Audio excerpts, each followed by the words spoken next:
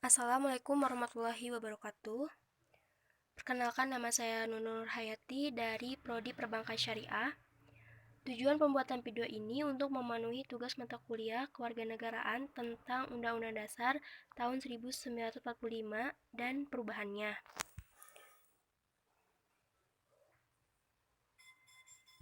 Pembahasan pertama yaitu adalah sejarah dibentuknya Undang-Undang Dasar Republik Indonesia tahun 1945. Dan yang kedua adalah perubahan Undang-Undang Dasar Republik Indonesia tahun 1945. Undang-Undang Dasar tahun 1945 bermula dari dibentuknya BPUPKI pada tanggal 29 April 1945. Pada masa perjuangan proklamasi kemerdekaan adalah badan yang menyusun rancangan Undang-Undang Dasar 1945. Pada masa sidang pertama yang berlangsung dari tanggal 28 Mei sampai 1 Juni 1945, Ir Soekarno menyampaikan gagasan tentang dasar negara yang diberi nama Pancasila. Pada tanggal 22 Juni 1945, 38 anggota BPUPKI membentuk Panitia 9 yang terdiri dari 9 orang untuk merancang Piagam Jakarta yang akan menjadi naskah pembukaan Undang-Undang Dasar 1945. Setelah dihilangkan anak kalimat kewajiban menjalankan syariat Islam bagi pemeluk-pemeluknya, maka naskah Piagam Jakarta menjadi naskah pembukaan Undang-Undang Dasar tahun 1945 yang disahkan pada tanggal 18 Agustus 1945 oleh Panitia PPKI. Pengesahan Undang-Undang Dasar tahun 1945 dikukuhkan oleh Komite Nasional Indonesia Pusat atau KNIP yang bersidang pada tanggal 29 Agustus 1945. Naskah Undang-Undang Dasar tahun 1945 disusun pada sidang kedua BPUPK pada tanggal 10-17 Juli 1945. Sebelum dilakukan perubahan, Undang-Undang Dasar tahun 1945 terdiri atas pembukaan batang tubuh. Dalam batang tubuh terdiri 16 bab, 37 pasal, 65 ayat. 16 ayat berasal dari 16 pasal yang hanya terdiri dari 1 ayat dan 49 ayat berasal dari 21 pasal yang terdiri dari 2 ayat atau lebih. 4 pasal aturan peralihan dan 2 ayat aturan tambahan serta penjelasan.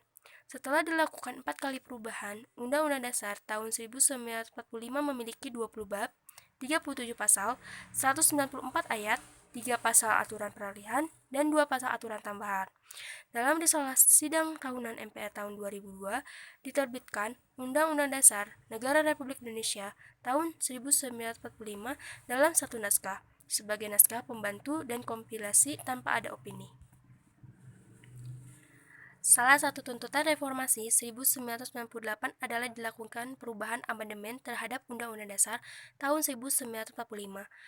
Latar belakang tuntutan perubahan Undang-Undang Dasar tahun 1945 antara lain karena pada masa Orde Baru, kekuasaan tertinggi di tangan MPR dan pada kenyataannya bukan di tangan rakyat. Kekuasaan yang sangat besar pada Presiden.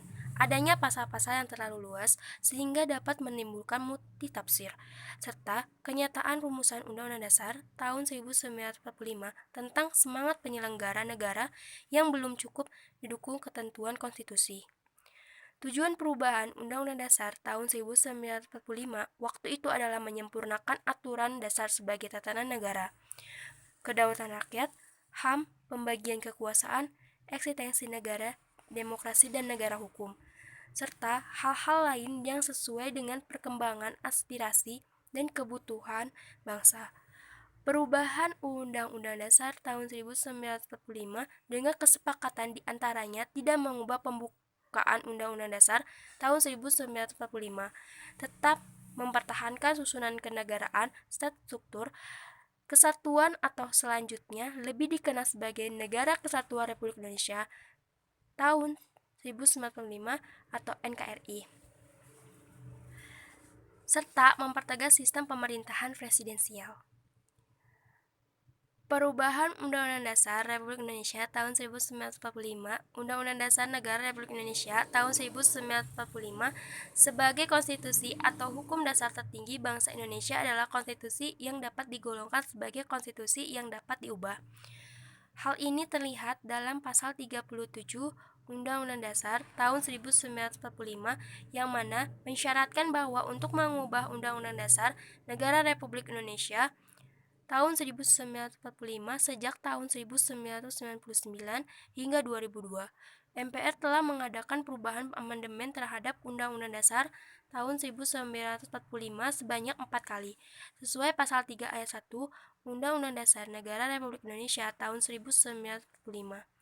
MPR atau Majelis Pemusyawaratan Rakyat berwenang menetapkan dan mengubah Undang-Undang Dasar tahun 1945.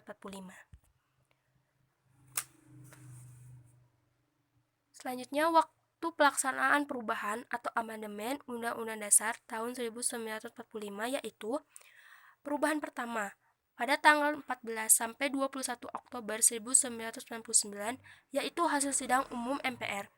Ada 9 dari 37 pasal yang diamandemen dan perubahan itu terjadi pada pasal 7. Karena dalam kebijakan yang lama, Presiden dan Wakil Presiden itu memegang masa jabatan selama 5 tahun dan dapat dipilih kembali dalam jabatan yang sama hanya untuk 1 kali masa jabatan. Jadi, amandemen ini membatasi kekuasaan Presiden menjadi hanya 10 tahun.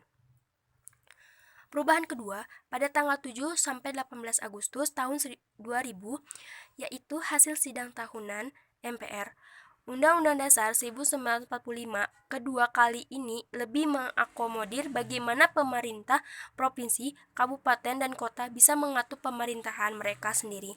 Selain itu, pasal 18 amandemen kedua ini juga menyebutkan bahwa pemerintahan daerah provinsi, daerah kabupaten, dan daerah kota memiliki Dewan Perwakilan Rakyat Daerah yang anggotanya dipilih secara umum. Kebijakan ini juga mengatur soal pemilihan gubernur, wali kota, dan bupati yang dipilih secara demokratis. Kemudian, pasal 19 amandemen Undang-Undang Dasar 1945 kedua kali ini juga mengatur soal pemilihan umum untuk DPR. Perubahan ketiga pada tanggal 1 sampai 9 November 2001 yaitu hasil sidang tahunan MPR. Perubahan ketiga ini masih dalam nuansa penambahan pasal baru. Beberapa pasal juga ditambahkan ayat yang berbunyi, ketentuan lanjutan mengenai pasal ini diatur dalam undang-undang. Hal yang signifikan adalah terkait Pilpres, misalnya menyebutkan bahwa presiden dan wakil presiden dipilih dalam satu pasangan secara langsung oleh rakyat. Presiden adalah orang Indonesia asli dan bahwa calon presiden dan calon wakil presiden sudah jadi warga negara Indonesia sejak lahir. Perubahan keempat pada tanggal 1 sampai 11 Agustus tahun 2002 yaitu hasil sidang tahunan MPR. Amandemen yang terakhir ini hanya menyempurnakan beberapa pasal saja, seperti anggota MPR terdiri dari DPR dan DPD. Perubahan keempat, perubahan yang signifikan adalah terkait status MPR serta hak Presiden membentuk Dewan Pertimbangan. Sempat juga muncul usulan agar mengubah pasal 29 ayat 1 yang berbunyi, negara berdasarkan atas ketuhanan yang Maha Esa, dengan menambahkan 7 kata di belakangnya yaitu dengan kewajiban menjalankan syariat Islam bagi pemeluk-pemeluknya. Namun, usulan tersebut ditolak. Amandemen keempat ini juga menambahkan 2 ayat di pasal 33 terkait pengelolaan kekayaan alam di Indonesia. Hal yang kemudian belakangan sering dikritik oleh banyak pihak. 4 amandemen tersebut setidaknya mengubah sistem ketatanegaraan Indonesia. MPR misalnya, bukan lagi pemegang kekuasaan tertinggi, melainkan rakyat Indonesia. Sekian materi yang dapat saya paparkan, kurang lebihnya mohon maaf. Wassalamualaikum warahmatullahi wabarakatuh.